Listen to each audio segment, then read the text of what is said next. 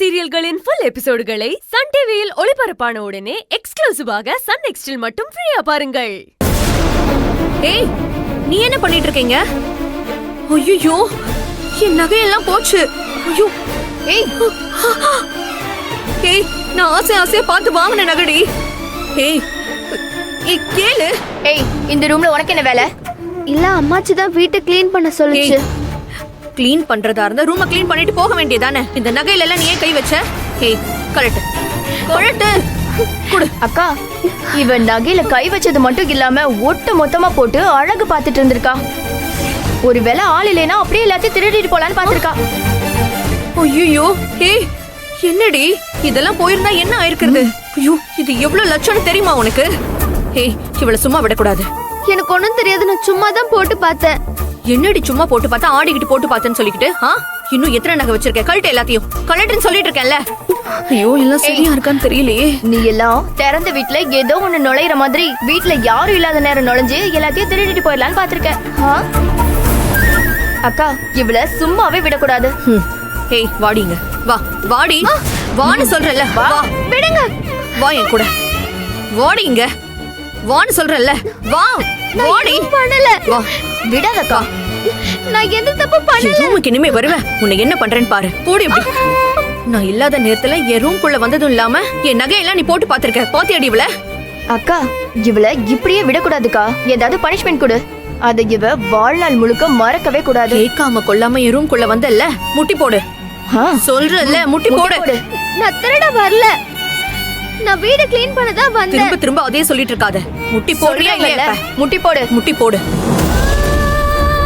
இவளுக்கெல்லாம் பட்டாதாங்க புத்தி வரும். என்ன கேட்காம என் நகையில கை வச்சல, கைய கட்டு. கை வச்சாலா? விட்டுருந்தா எடுத்துட்டு போயிருப்பால. எவ்வளவு தைரியம் உனக்கு? இன்னொரு வாட்டி என் ரூம் பக்கம் வந்த அவ்வளவுதான், உன்னை தொலைச்சிருவேன். எவ்வளவு கொழுப்பு உனக்கு? என்னடி என்ன பண்ணிட்டு இருக்கீங்க? மா, இவ என் பெர்மிஷனே இல்லாம ரூம்குள்ள வந்தது மட்டும் இல்லாம என் நகையெல்லாம் எடுத்து போட்டு பாத்திருக்காமா. கொஞ்ச நேரம் விட்டுருந்தா எல்லாத்தையும் திருடி இருப்பாய். மா, என்னம்மா எதுவுமே சொல்லாம போறீங்க? ஏய்,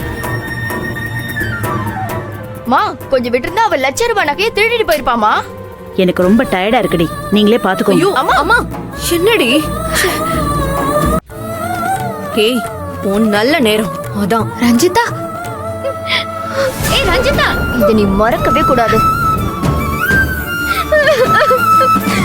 என்ன என்னாச்சு?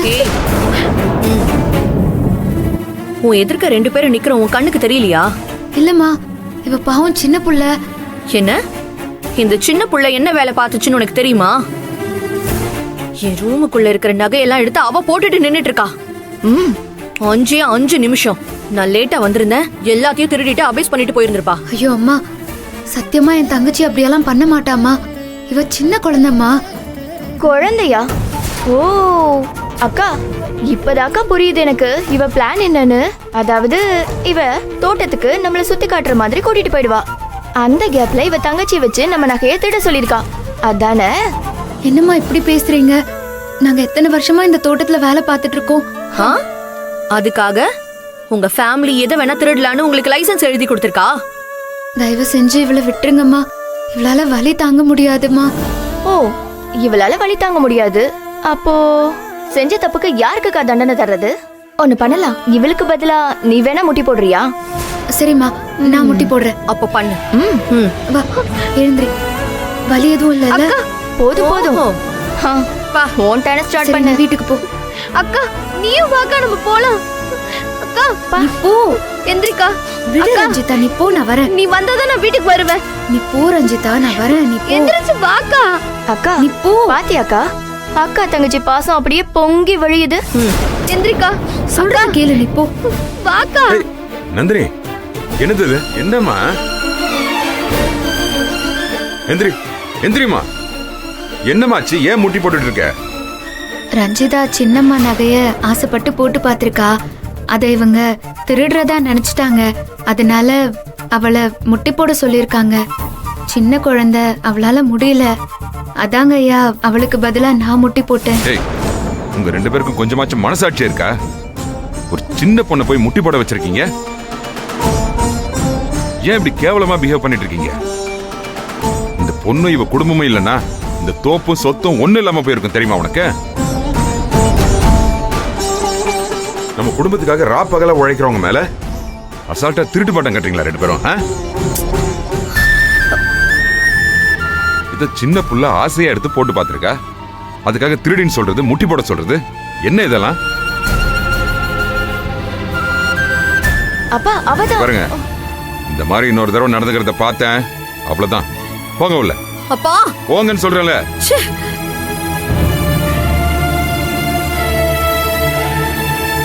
அம்மா, நீ எதுவும் நினைச்சுக்காதம்மா. பரவாயில்லங்க ஐயா, உங்களுக்கு புரிஞ்சதில்ல, அதுவே போதும். வா ரஞ்சிதா, போலாம். அம்மா, பிள்ளைக்கு காலைல மருந்து ஏதாச்சும் இருந்தா போட்டு விடு. சரிங்க ஐயா, நான் பாத்துக்கிறேன். ஆ. வா.